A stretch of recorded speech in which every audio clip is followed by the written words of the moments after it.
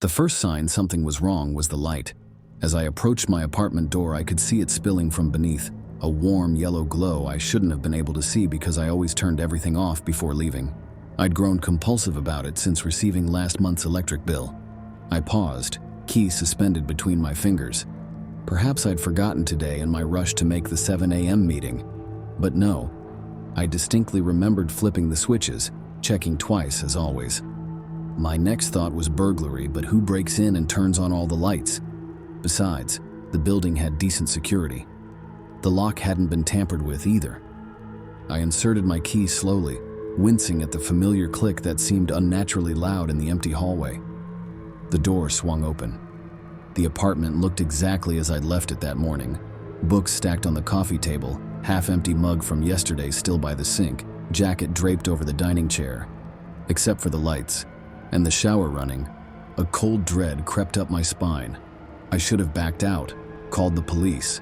Instead, some inexplicable curiosity pulled me forward, through my small living room, past the kitchenette, toward the bathroom where steam billowed from beneath the door. "Hello?" My voice came out weaker than intended. The shower stopped abruptly. Silence followed, broken only by the soft drip of water. I considered fleeing, but something kept me rooted to the spot. The bizarre feeling that I wasn't in danger, just caught in something impossible. The bathroom door opened. Steam swirled into the hallway, momentarily obscuring the figure that emerged. Then the mist cleared and I saw him. Me. Not someone who resembled me. Me. My face, my body, my small scar above the right eyebrow from when I fell off a bike at 12. He wore my gray towel wrapped around his waist. Water dripped from my dark hair, running down my shoulders. We stared at each other, twin expressions of shock mirrored perfectly. "You're not supposed to be here," he said finally, using my voice, my slight hesitation on the supposed. My mouth opened but produced no sound. I looked genuinely distressed. "You're supposed to be at the conference in Chicago until Friday." I'd canceled that trip weeks ago. Budget cuts. "Who are you?" I managed to ask. A flicker of irritation crossed his face. My face. "What do you mean?" "I'm Daniel Fletcher. This is my apartment." He brushed past me into the bedroom, my bedroom, leaving damp footprints on the hardwood. I followed, watching as he pulled clothes from my dresser. My clothes. He dressed with the casual familiarity of someone in their own home. "Look," he said, buttoning my favorite blue shirt. "I don't know what kind of joke this is, but it's not funny. How did you even get in here?" "With my key," I replied, pulling it from my pocket as evidence. "Because this is my apartment." He stared at the key, then up at my face. Something shifted in his expression. A darkening, a sudden wariness. "Show me your ID," he demanded. Silently, I retrieved my wallet, handed him my driver's license. He examined it, then reached for his own wallet on the nightstand, a wallet identical to mine, and produced an identical license.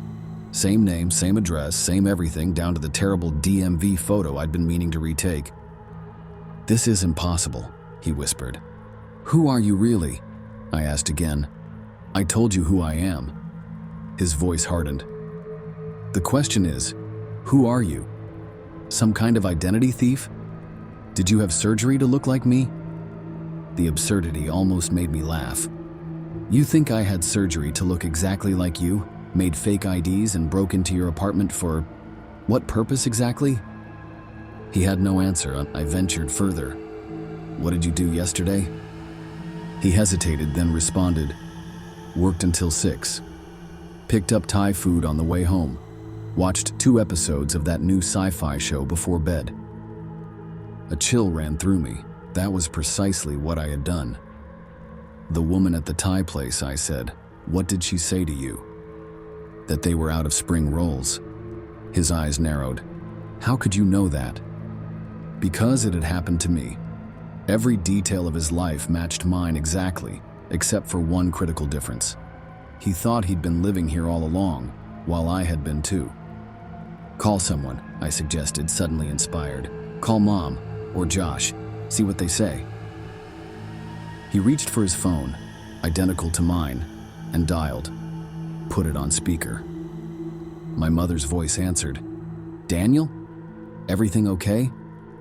"Mom," he said, staring at me. "If I were to tell you where I am right now, what would you say?" A pause. "At your apartment in the city unless you're still at work. Is something wrong? You sound strange." "No, nothing's wrong," he assured her. "Quick question. Am I supposed to be in Chicago this week?" "Chicago?" "No, you told me that got canceled. Budget cuts, you said." His face paled. He ended the call.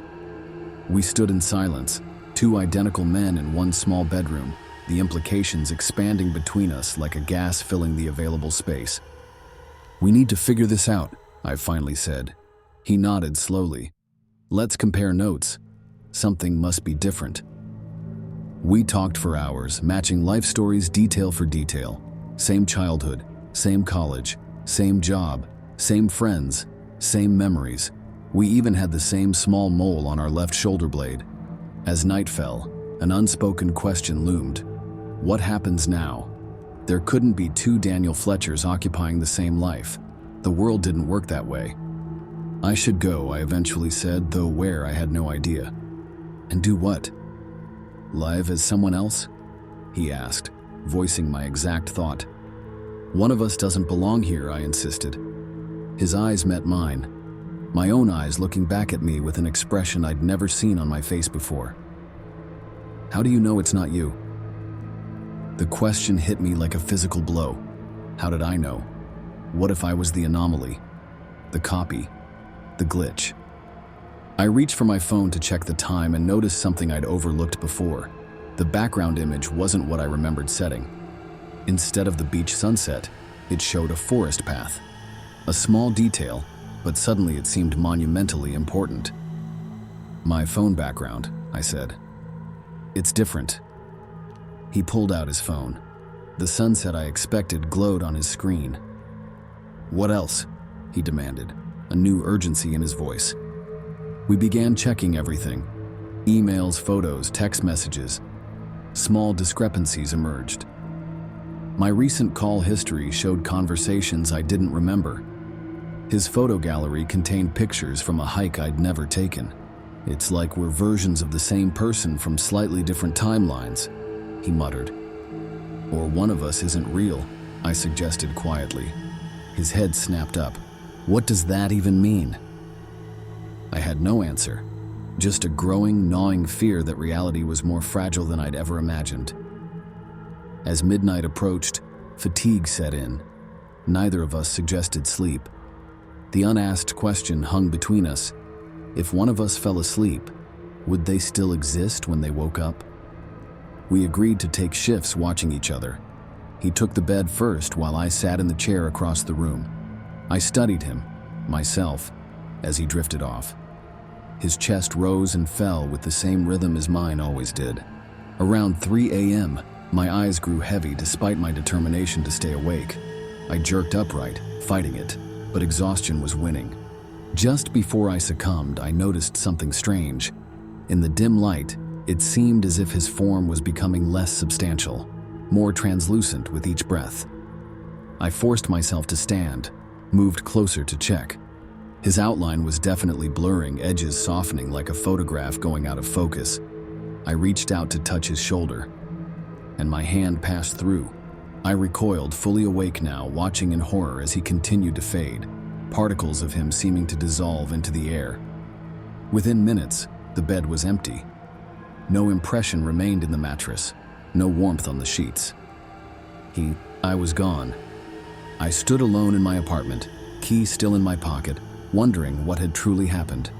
Was he a manifestation of some parallel universe? A temporal duplicate? A hallucination? Or had I just witnessed my own erasure from reality while believing I was the one who remained? I still don't know. But sometimes, catching my reflection unexpectedly, I see a flicker of someone else looking back. Someone with my face, but different eyes. Someone who doesn't belong. And in those moments I wonder, am I really here at all?